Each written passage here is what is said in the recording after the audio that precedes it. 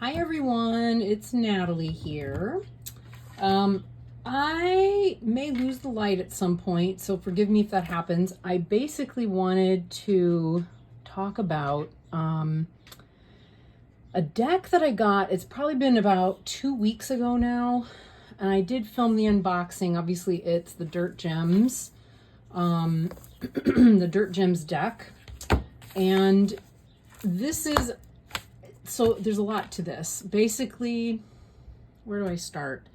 I saw it on someone's channel at some point. I cannot recall who it was. It's possible that it was Honey Lou. It's also possible it was someone else. So if it was you, forgive me. I'm not sure how we would even know at this point. This used to be an independent deck. I couldn't afford to get it at the time I saw it and fell in love with it.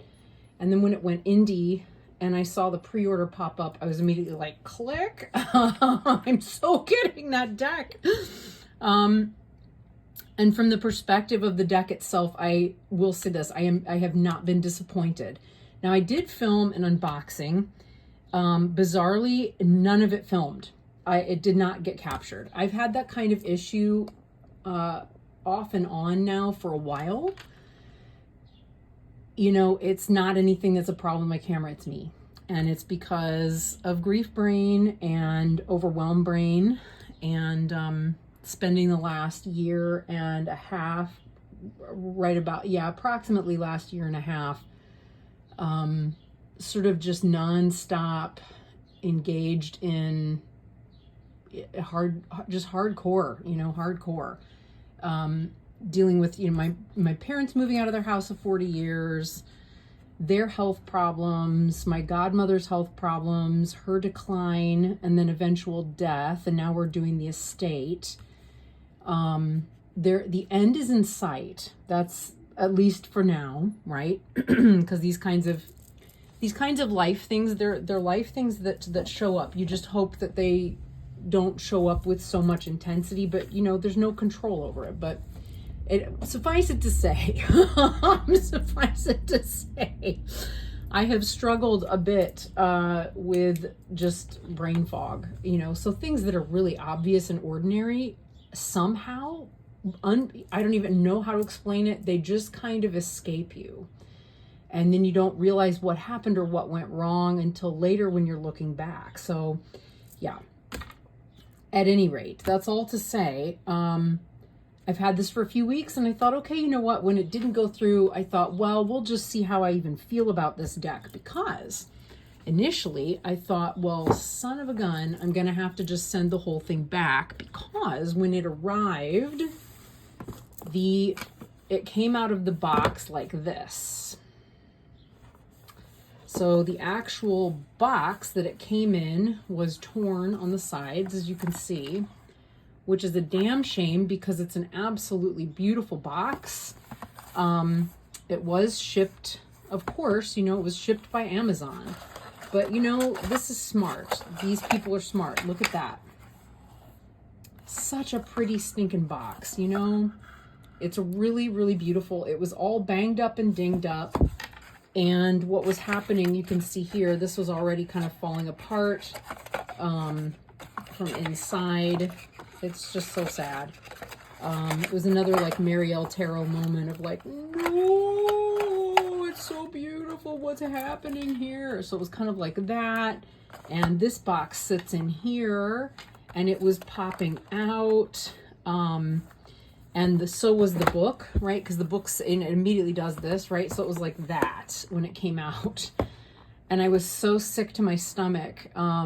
Because I wanted this one so badly. And, when you look, it's impermanent. Things are things and stuff is stuff. It's only a thing and a stuff. It's not a big deal.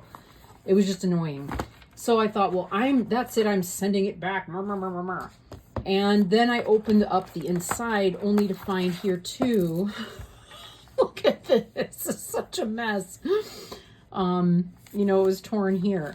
Well, aside from that, though, the cards themselves were not damaged. So I went ahead and thought, well, I'll give it a night or two because I've got a while before it actually has to be returned.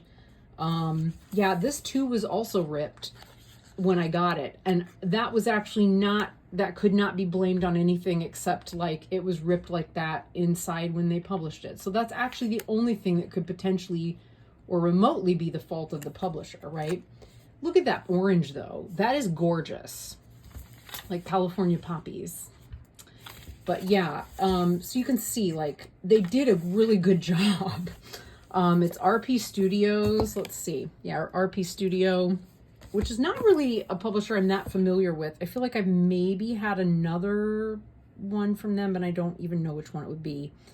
But it's Running Press. So I guess RP Studio is an imprint. But at any rate, I took the deck out. I played with it a little bit. It is really pretty for a tuck box. I mean, you got to admit. And I loved the deck so much right out of the box that I really could not bear to part with it. And it has not gone back. And it has been carried with me virtually everywhere. I did not realize that was happening. Well, who knows? That probably was something I did. At this point, it's been in my purse. It's been carried all over the place and so on. It's got a matte goldish gilding. It is looking green, I'm afraid, in my camera, but it is not. That is more a result of the time of day and the way the light is hitting.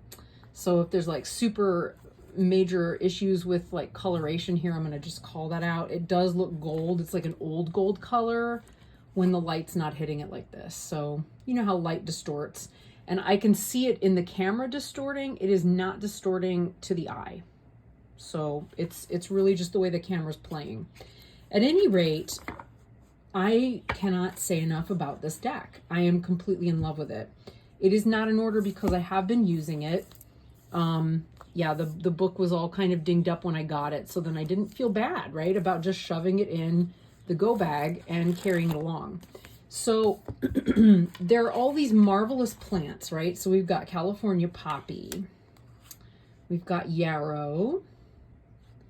And I will say, we have these black and white cards. There are suits. So we have the black and white cards, and we've got the full color cards. Kind of a weird choice, but it doesn't bother me. I do kind of sometimes look at it and think, you know, like, especially with lavender, if it were me and it were my artwork, I would have colored in the lavender, just the lavender, if I were going, you know, just really subtle, just a slight difference. But they chose not to, and that's fine. Yeah, lots and lots of beautiful plants that we're all familiar with. Iris and calendula there and so on. Chaparral was there before. Holy basil, just so beautiful.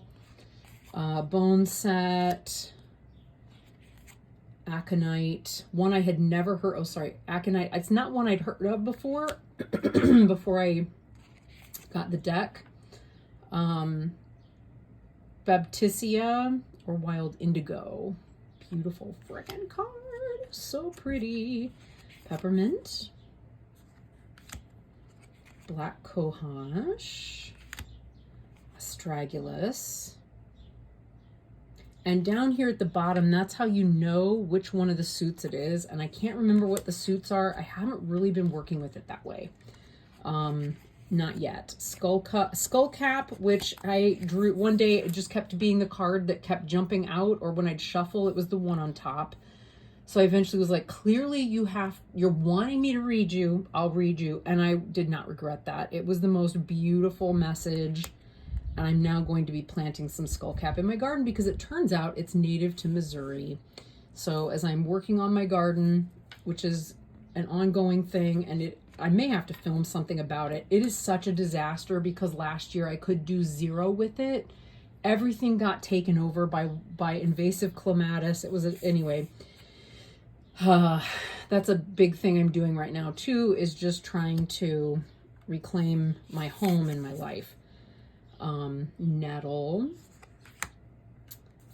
ashwagandha, one of my favorite herbs to take in pill form. Better if you can get a tincture or liquid, but pill is good. I use one by, it's Mediherb, which is actually an Australian company. St. John's wort, another favorite there. Datura. A lot of people in my neighborhood grow this. So many. And it used to call to me, and I'd kind of think, why do I feel so drawn to that plant? It's so weird. The flowers are giant. They're huge. And I used to want to print with them, and then I brought a couple of them home, and I just couldn't bring myself to print them. They just felt creepy. Now I know why, because if you know anything about Datura, it's pretty stinking poisonous, and it has a real personality. Oops, sorry. All over the place here, all over the place, but having fun. That's good. Let's see. Oh, no. Camera, work with me here, tripod. Come on, there we go. Oh boy. All right, so here we go. Figwort. Oh my goodness. This is how it's been. Wild Stream Orchid. Evening Primrose. Such a good one. Gumweed. Not one that I was familiar with before. Anemone. Another one I was not familiar with other than sea anemones, right? Which is a different thing altogether. Obviously dandelion, which is, right? Like, why would that not be yellow and bright? I don't know. There's some rationale in the book. Bee balm. Magnolia. Love that so much. Hawthorn, look at that. Like, there's no, you know exactly what you're doing there, right? We know the territory. Red root. So the art, I love the artwork.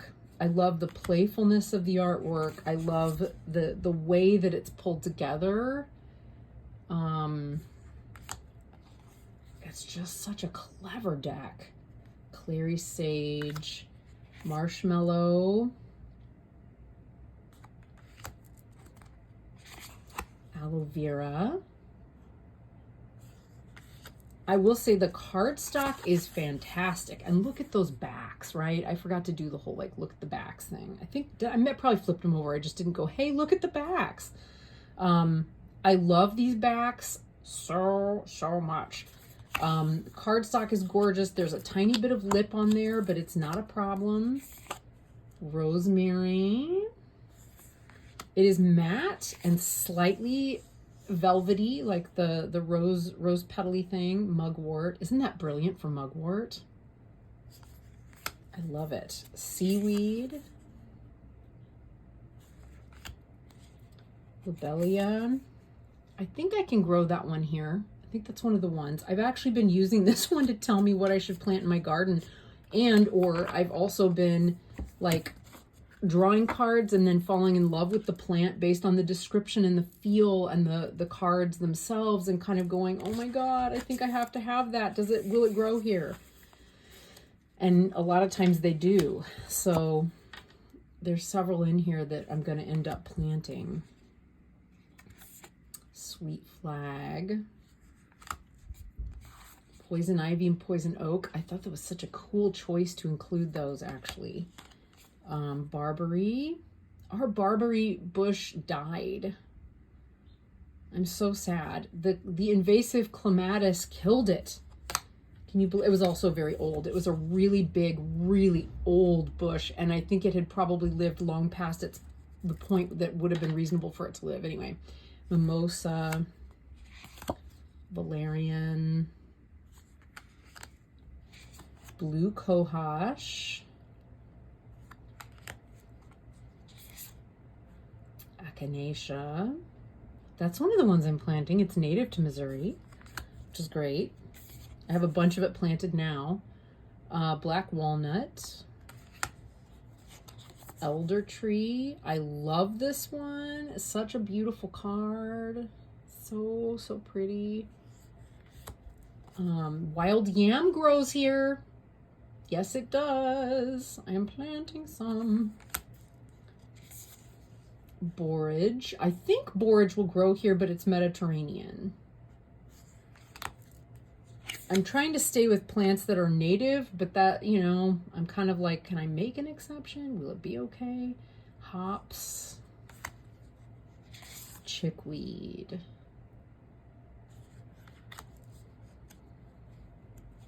Damiana. Come on out of there, girl. Damiana. Thistle. Angelica. Not a fan of Angelica. I know I should be. It smells funny. I decided not to plant any. They had them at one of the box stores the other day, and I just was like, I don't know about those. I love ginger. Kelp. Obviously not an option in Missouri. We do have different varieties of passion flower, though.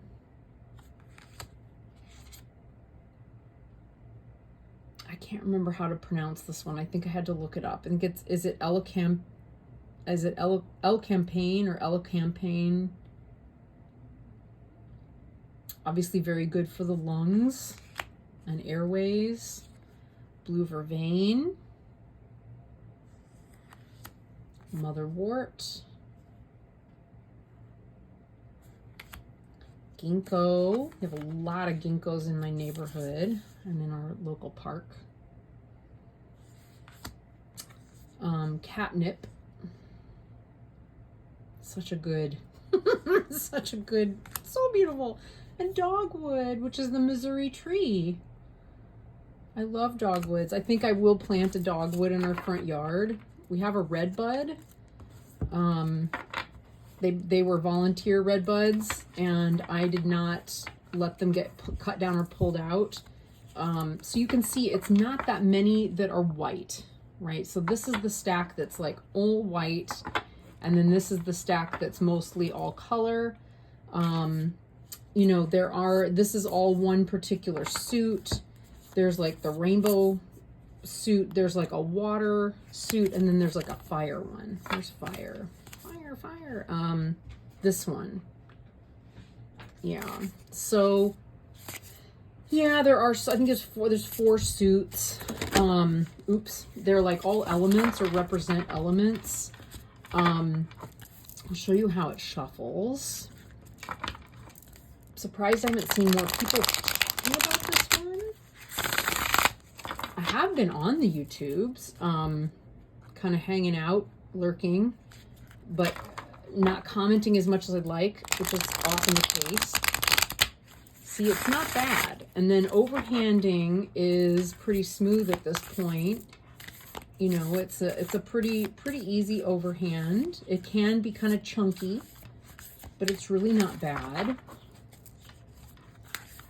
You know, so whatever your shuffle style is and however you like to do it, and I will say, no matter what anyone says, however you shuffle is just fine.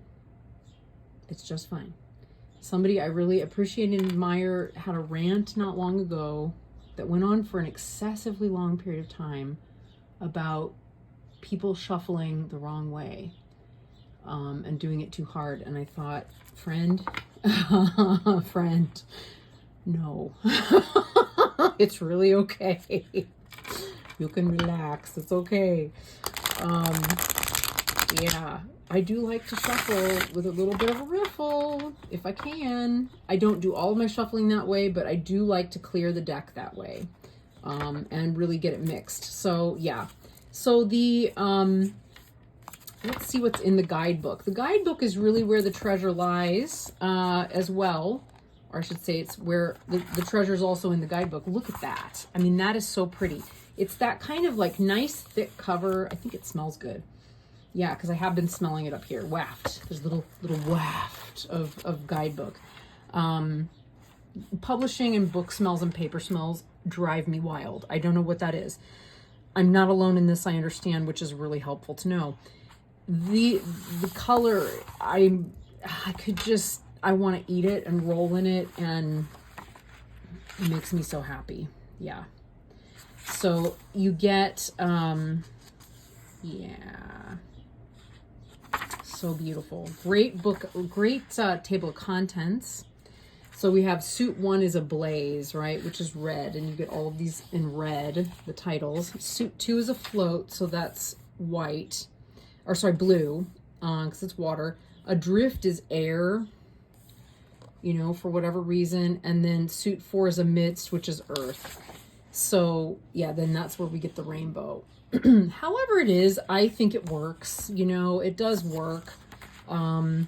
They talk about their process at the beginning. They offer a nice introduction. They, oh, look at that. They do their little glyphs for all of the suits. I mean, I would love that as a wrapping paper, or, you know, like, I mean, it's so pretty. How to use the cards. Example spreads. You get your 1 card a day, week, month. We get your 3-card draw. Everyone does these, right? They're sort of there so that if you're brand new, you can dive in and be initiated into the ones that everyone knows once they've had at least one deck. And then we get this lovely root to seed spread, which I haven't tried yet, and it makes me think, like, why not try it ASAP? It's so cute.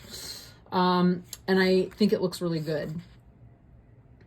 Yeah, there's one spread we have created that feels very meaningful to us, is root to seed. You will draw 7 cards and place them in a spiral with a tail. So card 1 is the root, or the foundation for what this spread is revealing, the core. Card 2 is the soil, the container, the medium, the holder, and nourisher of what is being built or asked. 3 is the shoot, the growth, where things are headed, what has been started and what is taking hold. Card 4 is the sun, what is feeding this, the light shining and illuminating this project or question. Card 5, the flower, what is the attention gatherer, the public/exterior influence and interaction. Card 6, the fruit, what is the desired outcome, the culmination, how you can get to where you want to go. And card 7 is the seed, what will be passed on, what is the longevity, the legacy, the next phase. So really nice. Then they talk about tradition and plant allies. This was really well done. They talk about wanting to acknowledge the passing on and utilization of the knowledge, and about their privilege, and about, you know, as 2 white identifying people, we are aware that our lineage has evolved from these complex relationships. Let's see, I should take it back 1. Yeah, they talk about, like, in other contexts, this has involved theft, appropriation, and misuse, among other harmful actions. There has been much persecution around and toward the holders of plant wisdom and healing, and there still is. As 2 white identifying people, we are aware that our lineage has evolved from these complex relationships, and that our ancestors may have benefited from the misfortune and exploitation of others. Yeah. We hold the learning and loving of plants, and with honor and respect for those who have been the sacred keepers of this knowledge for all of humanity. Really beautiful. Like, they had me at hello even before that, right? They really did. And just the more that I read, the more, you know, their writing it's beautiful. It's so and, like, look at that. So when you get to each of the, it's just great. So that, you know, suit 1, ablaze, red, warm, fire element, signature is hot, weather system sunny, metal gold, emotion desire, landscape mountain. These correlate so well with Tibetan families. It's done well. It's really done well. So then, you know, there's the thank you. They talk about their relationship. These 2 women were best friends growing up. They both have very different backgrounds, but really remarkable backgrounds. Like, they just sound like really delicious, yummy human beings. It would be super exciting to know them and hang out with them and chat with them. So, you know, by any chance, Kasha, if you're listening, these would be some folks to, like, have a lovely conversation with. I think they sound fascinating. I really do. So, yeah, that would be fun to hear. That would be fun to hear. So this, yeah, let's draw a card. Let's draw a nice little card. What message, friend, would you like to tell the YouTube community watching this video? now and in the future as they tune in. Let's find out. Yeah, since I've had it, I've paired it with a number of different decks, none of which were sort of natural matches for it, but which I've really enjoyed, right? I've enjoyed pairing them. And pairing it with ones that are just kind of random and like, why would I ever put it with this one, you know? Because it's worked. This to me feels like it would go really well with any of Mary Elizabeth Evans's decks. I could see putting it with so many. I don't even know where to start, but it, you know, it plays well with others, I guess is what I'm trying to say. It really, really plays well with others. Lately, where did it go? It's right in front of me. It has been talking to Sacred She Tarot. It has been talking with, it's buried under the guidebook stack. It's been talking with Grimalkin's Curious Cat Tarot.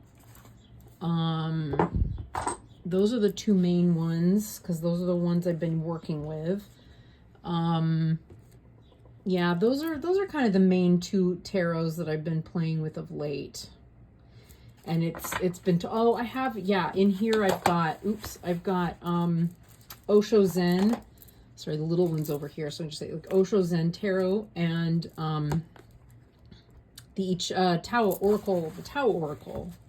Its guidebook is right here. My brain's just not, it's farting. Here, yeah, this one. And the cards are in there. I don't feel like pulling them out. So we're going to leave them. But, yeah, those have been super fun to play with. And it has played well with all of its friends. So just saying. Okay, sometimes it throws out a card and other times it does not.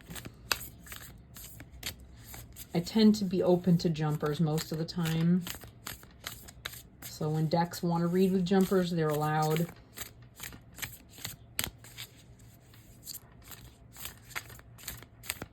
Unless I'm super not in the mood, which is occasional. There are times where I'm like super controlling. Okay. The illusion of control is not one that I have over most anything else in my life, I will say. I'm just throwing that one out there. Yeah. So let's see. What do we want to know? What do you want to tell us? Oh, look at that Arnica. That's so appropriate. Oh my God, that's so appropriate. Yeah, I don't think I can grow Arnica. I take so much Arnica. It's like such a part of my life. I take so much Arnica as a homeopathic. It's not even funny. And use it all over my body. I love it so much. Okay, so this one is a fire suit plant. It's number 3. There it is. I love this one. Right, the sustainer of form. Look at that. Arnica montana is the one that you usually find if you're taking it homeopathically, by the way. It's my little box in here. It's not. I think it's on my dresser in the other room. So what do we have? We have... they write, Arnica is a guardian of our physical bodies and spirit. Arnica is the spider and the web. As they reinforce and support our energetic and physiological networks, Arnica aids healing and repair after injury. Arnica is a true ally in the face of shock and dissociation. So true. This plant ally allows for integration after an experience of trauma, whether old, recent, or cumulative. Shock and trauma can be trapped in the body in so many different organ systems. This stuck trauma can lead to physical and emotional imbalances. For those who have suffered injury, abuse, surgery, or bruising of the body and or soul, Arnica is your friend. Pollution, low nutrient foods, and lifestyles that are less engaged with the natural world have created a new set of challenges for humans. We have more layers and blocks to healing than ever before. We exist in the world of our intellect, fractured from ourselves as organisms and as animals, which does not aid our integration as a species into our greater ecology. Just as Arnica improves blood flow to inflamed and damaged tissues, helping to move cellular waste out of the body and build new cells. They rebuild the flow and connection in the traumatized spirit so that new trust and development of the soul can occur. Arnica is an aid for the impact of physical injury, but also the tension and conflict of our times. You are training your tissues and your spirit how to fight, flee, release, and regenerate. Arnica is the net. Arnica is the form. Is that brilliant or what? Yeah. So, I'm not by any means a medical expert, and I can only speak from what, from the ignorance that I have and from the, the things that I've read recently, as well as the experiences that I've had and new information that's come out. So it would seem that, the chronic stress that we've all been under for the last several years doesn't combine well with a certain viral friend, we'll say, that looks a little bit like a crown, and that caused, everything to shut down a few years ago and a lot of other conflicts as well. It's not great with the nervous system. It's really, really not. It's not good with the circulatory system. It's not good with any of our systems. And where we have more and more inflammation in the body through the chronic stress, that the combination is really causing a lot of collateral damage. Arnica is, in theory anyway, again, I'm not a medical person. I'm not a doctor. I'm not a researcher. I am not a herbalist.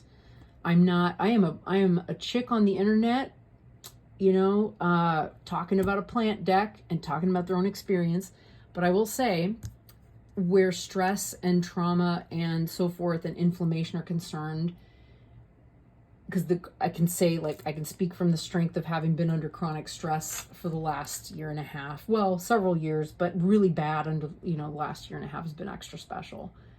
But I have not been sick, knock on wood. I really have not been sick. And if I've had, the suspected viral friend that's like a crown, I never tested for it. So I'm sure I've had it, because basically we've all had it in some form or other. But I mean, miraculously, despite that, I seem to have managed to keep a lot of that inflammation at bay. So, really, if you're experiencing emotional stress or your body is sore, and you're hurting, that homeopathic dose can't hurt anything. And because it's literally it's frequency medicine, it has done wonders for me. So, yeah, I highly recommend it. Highly recommend it. I love this plant so much. Almost as much as I love echinacea at this point. We're so friends at this, and ashwagandha. I mean, all of them really, right? We're so friends at this point. Yeah. I probably shouldn't say any of those things, but I think it can't hurt. Literally, the homeopathics literally cannot hurt you. Literally. They are literally frequency medicine, and yeah, that's it. Yeah, gorgeous deck, really gorgeous deck. Nice card stock. It's very smooth and silky. I think they did a beautiful job with publishing it. Too bad about Amazon and their stinky choice of, bubble envelopes. But, those things happen. And I will probably either tape this up and keep it or throw it away. I don't know. But I'm not going to be moving the deck on. It's kind of in the collection at this point. And it's one that I'm kind of really in love with, actually. So, as you can tell. So it's exciting to share it too. So I hope that was enjoyable for you guys. I don't often do that, but I'm kind of feeling more like that's something I want to do. Like just come in and talk to you about like, hey, this is a deck I've been working with and here's what I think. Rather than trying to just unbox and then do collective like chit chats. I will say this, it does have a lip. I don't know how well that's going to come across, but there is, there's two cards there. Yeah, it's really not a bad one though. I mean, there are other decks that I have where the lip is really intrusive and a problem. I don't feel like it is with this deck. It might be interesting to have another copy of it or get another copy of it just to see, but I'm really not concerned about it. So just throwing that out there. Maybe if you're interested, I can do like a side-by-side with a bunch of different types of decks so you can just see, 'cause sometimes that's fun. But otherwise, yeah, there we go. So if this is up your alley, now you have a sense of what it's about. And again, it's just written so well. I just can't find fault with it. I love it, everything about it. Okay, friends, that's it for now, and I will talk to you again soon. Bye.